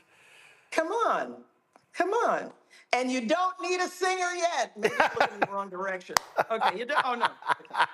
No, I mean, come on. But no, it's hard. Quincy knew a guy named Babs Gonzalez, and Babs created his own kind of language. This was during the bebop era, and he would always come and visit Quincy, and he came to visit Quincy one day, and Quincy said, "So man, how's work and everything?" He said, "Man, it's hard to get exotic when the gigs are so spasmodic." And this is the environment that Quincy was in all the time with these kind of cats, just talking silliness, making the most wonderful things out of absolutely nothing, just crafting amazing music, crafting incredible lives. It was a magnificent time to grow up in the music business, and it was a magnificent time to know him. And the other thing that I really learned from Quincy, one day an old friend of his came up to him and said, "Man, oh, you look great, wow, and how's everything going?" And Quincy talked to him a little bit. He said, "Man, you haven't changed a bit." And Quincy got really mad. He said, I haven't seen you in like 10 years and I haven't changed a bit. What an insult. And he carried that through his whole life. It didn't mean he was never going to make a mistake or do anything stupid. Right. But he would, in his 80s, he had a drinking issue. I'm not telling anything out of school. Watch the documentary, you'll see all about it. And when he was going to do something, no matter how destructive or constructive, you could not stop him. That was going to happen, whether you thought it was a good idea for him to do or not. If he thought it was a good idea for him to do it, he was going to do it. So getting him to stop drinking was an effort. And I was doing quite a bit of drinking at that time, my damn self. And but he just, as they say down south, he just up and stopped. He just said, "That's it. I've hit whatever my rock bottom is. I'm not doing this anymore." And he didn't. And I saw him be able, I don't know too many people in that age bracket that have that kind of an issue who can even begin to address it. Never mind, stop it. And that's what he did. And I saw him do that all the time. And biggest compliment I ever received from him was about a year ago. We were having one of our godfather conversations. And he said, "Don't you ever change." And I said, "Ooh, I want that in writing." This is from the man that says you must constantly change and evolve. He said, I said, are you telling me I'm there? I can like stop now. He said, you can stop now. I said, I want it in writing, Quincy. I never got it in writing, damn it. But no, it's to me, that was the other great talent that he had as a human being, that he was able to eventually dig himself out of whatever he had dug himself into, which Well, it's a whole lot of that for the man folks affectionately call Q. Patti Austin, we appreciate it. Patti, where are you based? I live in Panama. I got out 3 years ago. That's another movie. And all of us were teasing that Quincy left when he did because he was not about to see our enemy number one, public enemy number one from the president. Right. So actually, somebody hit me on Wednesday. They like, yeah, Q left on Monday because he didn't want to see this shit. So that was literally what somebody orchestrating. Right. That was what somebody stops orchestrating. That's exactly what someone said. Right on out the door. Well, Patti, when you're back in the States, or if I find myself in Panama, let's be sure to connect. Please, please, please. And I'm back and forth all the time, actually. All right. Nobody wants to let me retire. People, I've been doing this for 70 years. Do you hear me? Can I stop now, please? Hey, as long as the direct deposit still goes through, I'm good. Patty Austin, I appreciate it. Thank you so very much for sharing your reflections on Quincy Jones. Thank you. Love you as well. Folks, the great Patti Austin, we appreciate her sharing those reflections. Let's go to a quick break. We come back. Kirk Whalum sent us a video sharing his thoughts, and we'll also play a couple of more clips. And the only time I got Quincy Jones on the camera, it wasn't long, but at least we made it happen. We'll show you that as well. You're watching Roland Martin Unfiltered on the Black Star Network.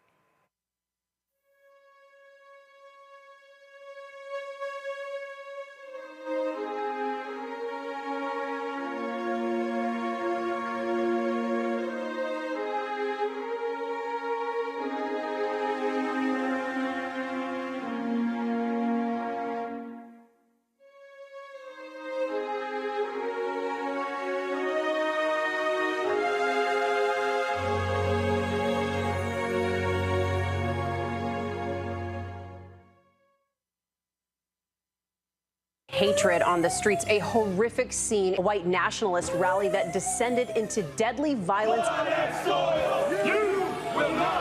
White people are losing their damn minds. As an angry pro-Trump mob storms the U.S. Capitol, we've seen shootings. We're about to see the rise of what I call white minority resistance. We have seen white folks in this country who simply cannot tolerate black folks voting. I think what we're seeing is the inevitable result of violent denial. This is part of American history. Every time that people of color have made progress, whether real or symbolic, there has been what Gerald Albright at Emory University calls white rage as a backlash. This is the rise of the Proud Boys and the Boogaloo Boys. America, there's going to be more of this. Here's all the Proud Boys, guys. This country is getting increasingly racist in its behaviors and its attitudes because of the fear of white people. The fear that they're taking our jobs, they're taking our resources, they're taking our women. This is white fear.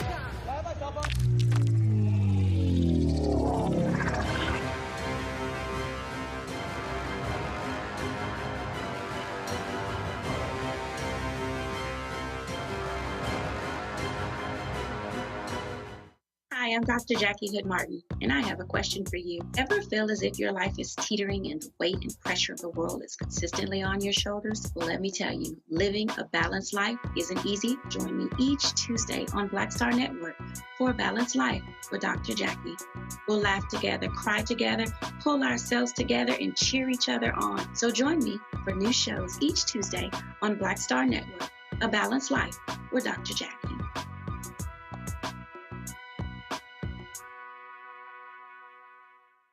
Pull up a chair, take your seat. The Black Tape with me, Dr. Greg Carr, here on the Black Star Network. Every week, we'll take a deeper dive into the world we're living in. Join the conversation only on the Black Star Network. Hey, this is Motown recording artist Kim. You are watching Roland Martin Unfiltered.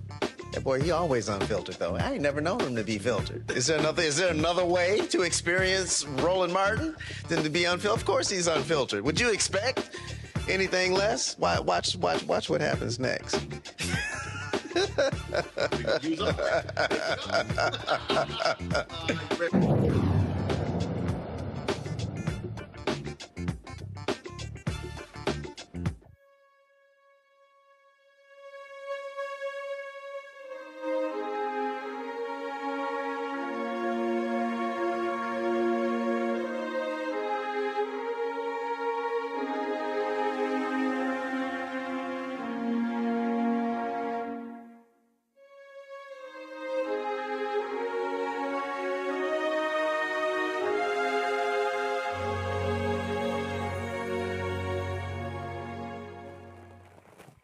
Well, there were several people who couldn't join us live on the show, but they wanted to pay their respects to Quincy Jones. One of them is my #1 artist, my homeboy, Kirk Whalum.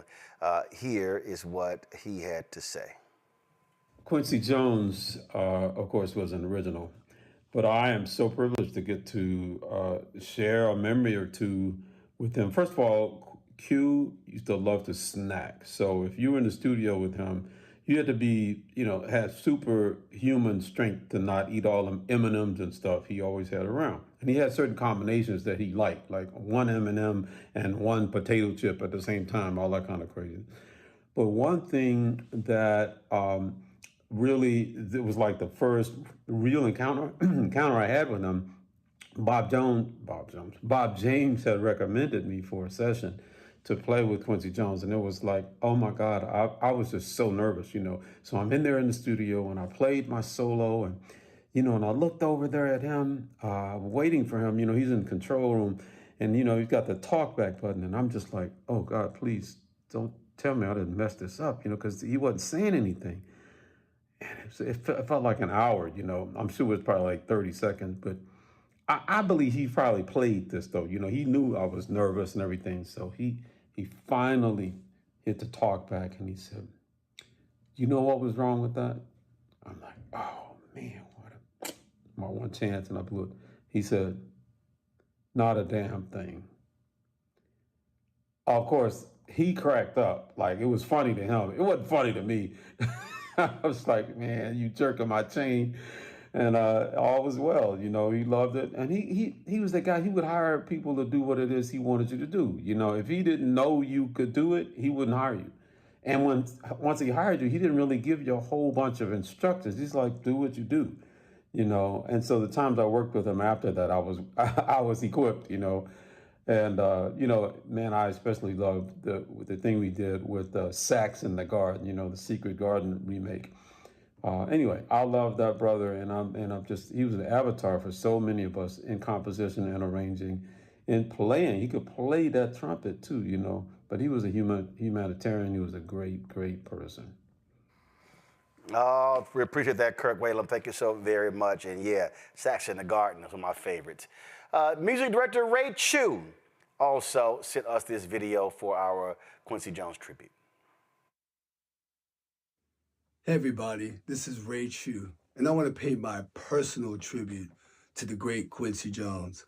I met Quincy when I was very young, and before I even met him, I studied his music. I studied all of his albums, all the big band stuff, all the great stuff that he's done. And when I finally met him, it was such a great experience, and spending time with him, hearing his wonderful anecdotes and all his stories and the Quincyisms.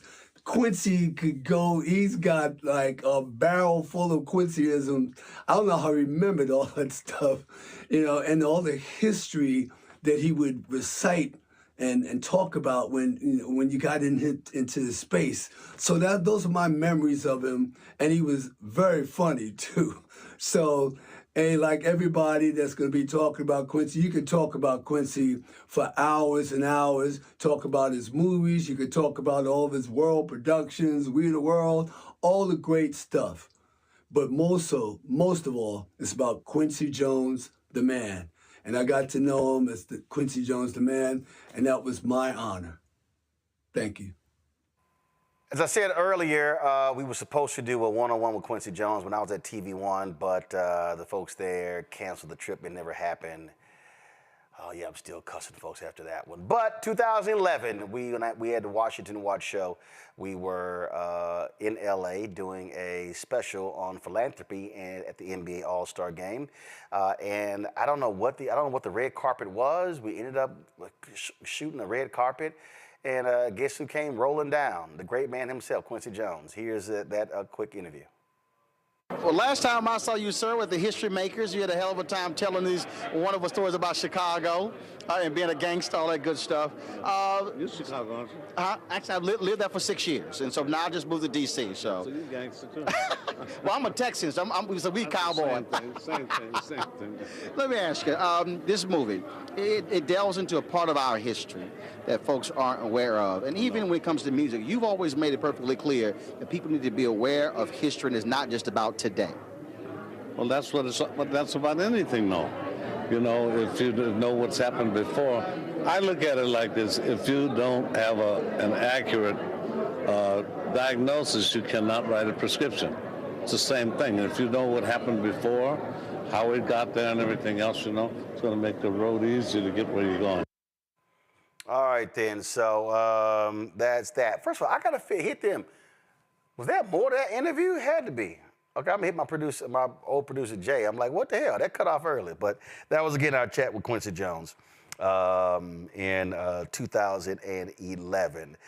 You heard Howard Hewitt talk about was it Howard? Was it Pat? Talking about the Netflix documentary on Quincy Jones. It was done by his daughter, Rashida. Fantastic documentary. If you have not seen it, be sure to check it out. Here is the trailer for that documentary. I would like to have you meet one of the finest musicians that I've ever known, Mr. Quincy Jones. Pressure's on, Quincy's here. What a great treat. How you been, man? I've been good. My ultimate mentor and inspiration. Oh, making me sound old. You know who you are, man. Quincy Jones, boy. I was inspired by combining hip hop and jazz, and you was the first to do it. Quincy called me and he said, okay, well, I want to pitch your future to you. You all know the story, right? Quincy Jones discovered me. Don't try to do what he's done, because you get your ass killed. Paramedics, operator 36. What is the emergency? He is having chest pain and shortness of breath. If you don't feel good, you got to take care of it. I will. I'm a survivor. My whole life has been like that.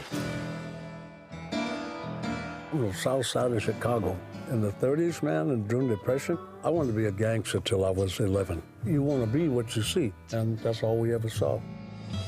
Started playing a band, 14 years old, worked in the nightclubs. To see black men that were dignified, proud, I said, that's what I want to be. I want to be in that family. Music was the one thing that offered me my freedom.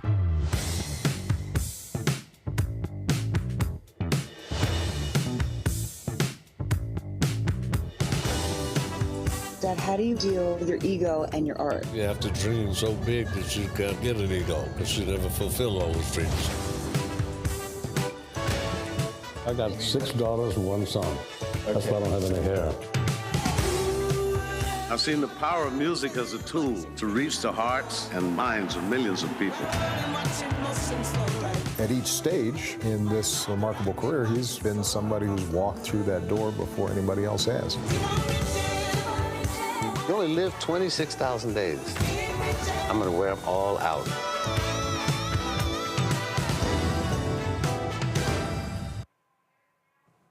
He said, I'm going to wear them all out, and he absolutely did that. I'm going to add another couple of quick interviews here. I'm going to go to drummer Queen Cora. She literally just landed where she is. Cora, can you hear me? I can. All right, then. Look like you just sat down. Just real quick, thank you for joining us late. Just want to get your thoughts and reflections on the amazing, unbelievable Quincy Jones. Quincy Jones was amazing. Hang on 1 second. Quincy Jones was an amazing influence. I'm actually here in Chicago with the National Black Musicians Coalition, And his legacy still resonates with us. So being an artist, being a musician, and basically seeing yourself outside of a genre is what Quincy Jones's impact has done for me and for us. To be excellent at your craft as an instrumentalist and become a composer, arranger, producer, television, impact the television industry, the film industry, and how we hear and see music, how we see music as art, and how we see art as an impact on the lives of people around the world. I would definitely say his legacy is that for me. Just timeless and incredible. Incredible. You talked about not being defined by one genre. You've operated in different spaces, and I think what it shows for Quincy Jones is music is universal. It is worldwide, and you don't have to be confined, if you will. That's the beauty of music. There's no such thing as boundaries in music.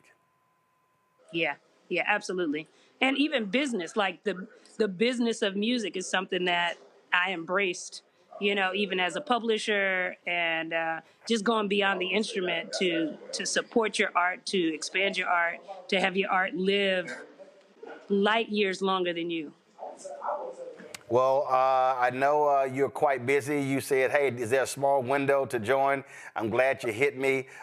Just your final thoughts about Quincy Jones. Thank you, Roland, for having me on the show always. Quincy Jones is the quintessential expression of arts and education, and I'm grateful that I had an opportunity to meet him, grateful to share in his legacy and continue on as an artist and as a businesswoman and as an entrepreneur and creative.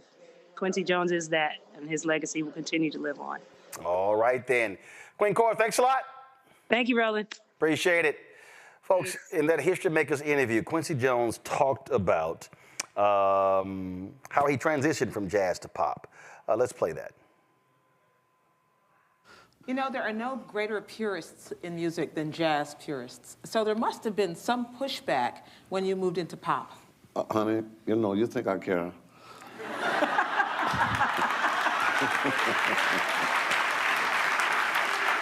When we were kids, 13 years old, in Seattle, Washington, you had to play schottisches, bar mitzvahs, strip music, rhythm and blues. You had to play everything. Ray Charles, everybody had to play it. So they acting like I changed up for a scene. You kidding? Rock and roll came out of black music. It was the music they played in the black neighborhoods. That's not new. Please. We were playing good rockin' tonight and all that stuff, listening to Pee Wee Crayton and T-Bone Walker, man, when I was 12 years old. Give me a break. Selling out. Well, I mean, the main thing is, so if some of these cats that are talking about that knew how to make a record to sell 50 million albums, they'd be there in a New York minute. Trust me. And not compromise your soul, because I never compromised my musicality, never. I don't think you did, but you moved then into films. Is that something you always wanted to do? The Pawnbroker, In the Heat of the Night. Yes. You did amazing. In Cold Blood, you did amazing film work. Thank you. How did you make that transition? I wanted to do that since I was 15 years old. I used to play hooky and go see all of these movies, and I could tell Alfred Newman's sound from 20th Century Fox, and Victor Young and Paramount. I don't know how. Stanley Wilson from RKO. I could just tell, and I'd see Benny Carter's name on one song in Snows of Kilimanjaro, or Calvin Jackson in the number, or Fletcher Henderson's brother. One tune, but never a full screen credit, And I said, I know I don't have a chance, but it is my passion to do films, because they were all Eastern European names, they didn't do that. And 15 years later, thank God, Lena Horne played it for Sidney Lumet, who was dating her daughter and finally married her. And she played my record I did for Basie, and he called me to do The Pawnbroker. And I was the happiest dude on the planet. And television scoring is different from film scoring. You did Ironside, which I would sing it for you all, but it would date me. But I do remember how it goes. And Sanford and Son. People don't know that you wrote that. And all Cosby's Bombs. And all of Cosby. Chester Kincaid, when he was the gym teacher, and his variety show and all that stuff. All of that. I did a lot of TV shows. But that's how you learn the craft, you know. You don't have an entitlement being in the record business to say I can make films and TV too. You better go learn how. It's a lifetime craft, you know. How long did it take you to write Sanford and Son? 20 minutes. Bud Yorker came to me and he said, I'd like you to go see the film on it. I said, who's in it? He said, Red. I said, you can't put Red Fox on national TV, man. Are you crazy? Because we worked together with Billy Eckstein and Cole's Knackers at the Apollo. I used to write all Fox's entrances. And man, he was the dirtiest comic on. Mom's Mabley trained him and Slappy White. Are you kidding? I said, you got him on national television? He said, yeah. I said, I don't need to see it. I wrote it in 20 minutes. We recorded it in 20 minutes. And it was fantastic. Oh, I got the big one. Quincy Jones also told Gwen Ifill the best advice he's ever received.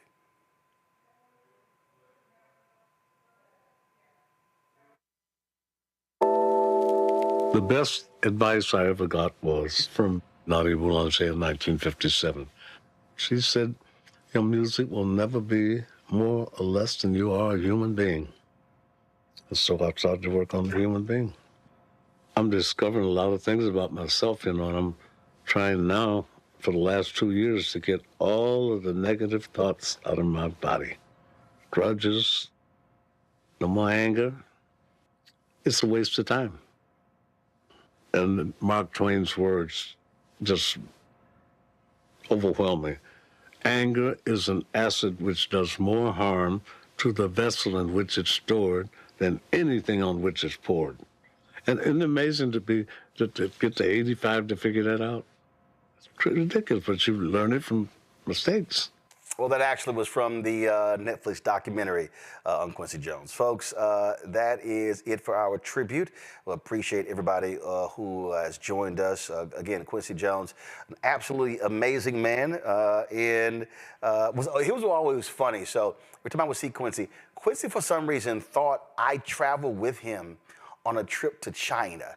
And every time we would see each other, he would say, Roland, he said, man, did we have so much fun in the trip to China? I have no idea what the hell Quincy was talking about.